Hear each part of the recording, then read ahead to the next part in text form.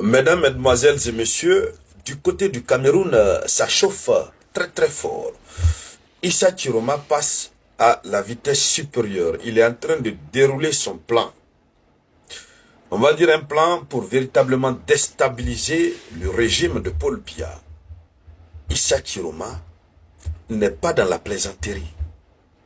Ce qu'il vient de poser comme acte, c'est du jamais vu du côté du Cameroun.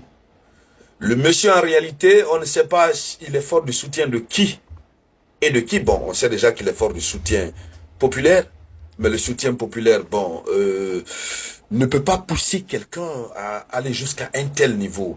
La situation que risque de connaître le Cameroun ressemble un peu plus à ce que la Côte d'Ivoire a connu en 2011, ce que aussi la Gambie a connu, je crois que c'était en 2017.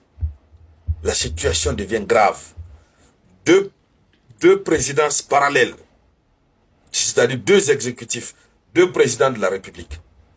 L'un constitutionnellement reconnu par les institutions de la République, l'autre reconnu par la population, par le peuple. Une reconnaissance populaire. Issa Chiroma, dans la journée du 17 novembre 2025, a pris un décret. Un décret. On ne va pas dire présidentiel, ça devient la redondance, mais on va l'ajouter pour ceux qui ne comprennent pas. Un décret présidentiel. Voilà. Même s'il faut préciser que c'est de la redondance. Hein. Quand on dit décret, on sait que ça émane d'un président. Il a pris un décret. Et la prise de ce décret crée une présidence parallèle. Ça chauffe du côté du Cameroun.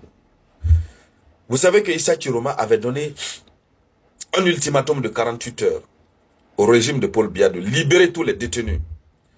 Ceux qui sont sortis manifester, que ce soit à Bafassoum, que ce soit à Garoua, que ce soit à Douala, que ce soit un peu partout.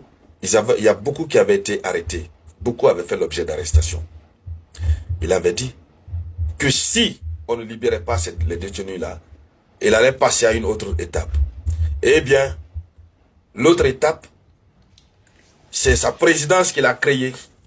Pour le moment, c'est dans le virtuel, c'est dans la tête que ça se passe.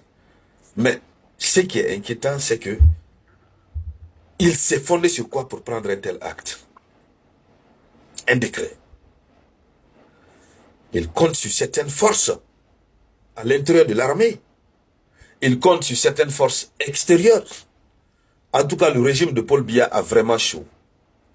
Dans le cadre de cette conférence, c'est de cette actualité que nous allons parler. Et je souhaiterais que